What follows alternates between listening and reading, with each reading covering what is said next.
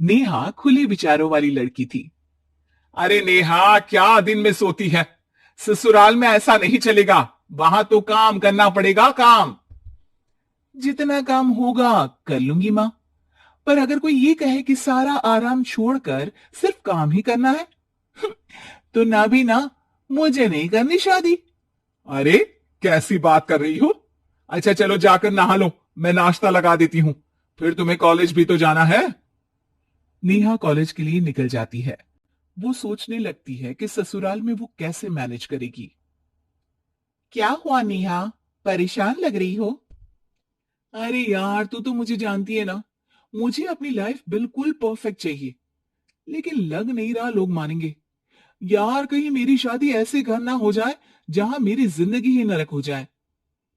अरे मैंने ना कल एक इंग्लिश फिल्म देखी थी, उसमें भी कुछ ऐसी ही समस्या थी हीरोइन की। अच्छा, तो फिर क्या किया उसने?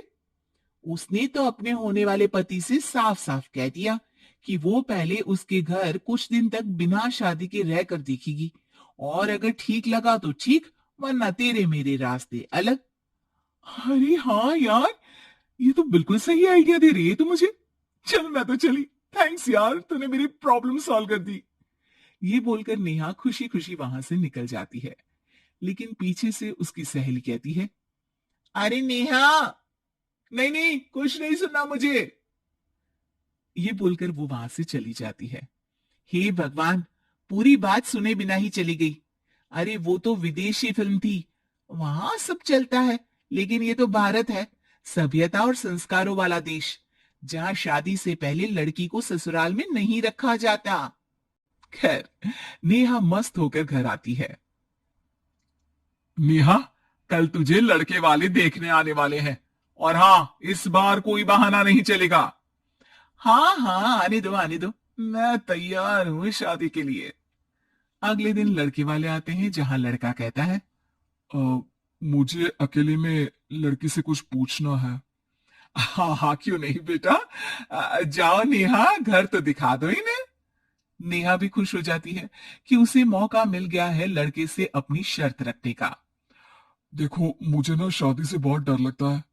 पता नहीं कैसी लड़की आए, तालमेल बना पाए कि नहीं मेरे परिवार से। मैंने कई घरों में रोज का क्लेश होते देखा है। तुमने तो मेरे दिल की बात कर दी। मैं भी यही सोच रही थी कि भाई सास तो अच्छी होनी चाहिए। पति सपोर्ट करे ना करे, रहना तो पूरे दिन सास के साथ है। लेकिन मेरे पास ना इसके लिए एक बहुत अच्छा आइडिया है। अच्छा, कैसा आइडिया? क्यों ना शादी के पहले मैं कुछ दिनों तक तुम्हारे घर आकर रह लूं। तुम लोग मुझे समझ लेना, मैं तुम लोगों को समझ लूंगी। ठीक लगा तो शादी, वरना टाटा बाय बाय। क्यों?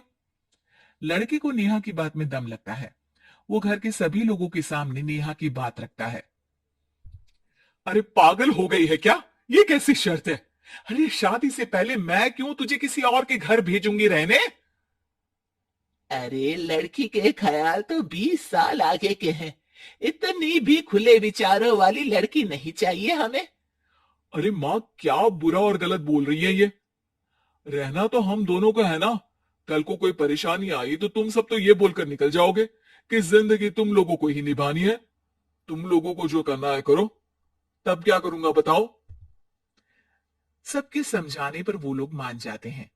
वाह, मैं 2-3 दिनों में पैकिंग कर लूंगी, तो आकर मुझे ले जाना। और नेहा पहुंच जाती है विशाल के घर। आओ आओ, ये रहा तुम्हारा कमरा। इस घर में तुम एज अ गेस्ट रहो, लेकिन माँ तुम्हें बहू की तरह ही ट्रीट करेंगी, और तुम भी उन्हें सास की तरह ही रखना। बस फिर क्या था, शुरू हो जाता है लिव इन सास बहू का ड्रामा। अरे चाय तो बना दे बहू।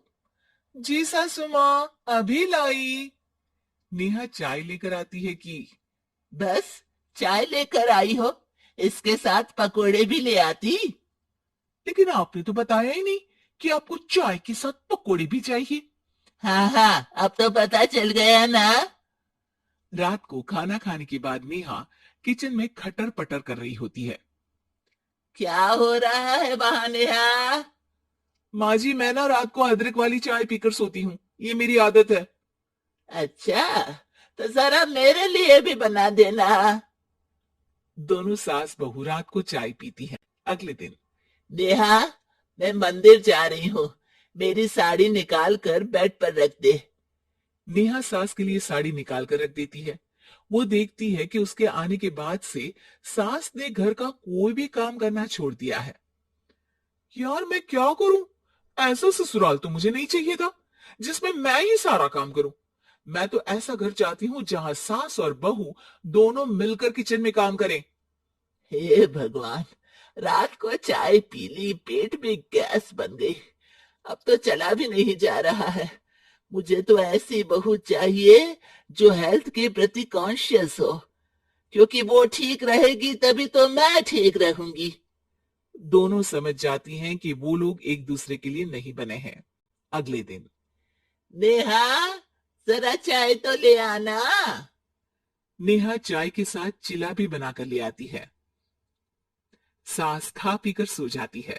अगली सुबह तेरी बुआ सास आ रही है, उसे मैंने तेरे बारे में बताया है। तभी वहां गंवार से एक महिला आ जाती है। चलो यहां से निकलो, कुछ नहीं है खाने के लिए, जाओ। ए नेहा, तमीज से बात करो, ये मेरी ननद यानी आशीष की बुआ है। हाय रे दैया, इतनी आकड़ वाली लड़की! अरे यही है ना जो शादी से पहले ही आकर बस गई है यहाँ पर। बस नहीं गई हूं, बसना है या नहीं ये डिसाइड करने आई थी।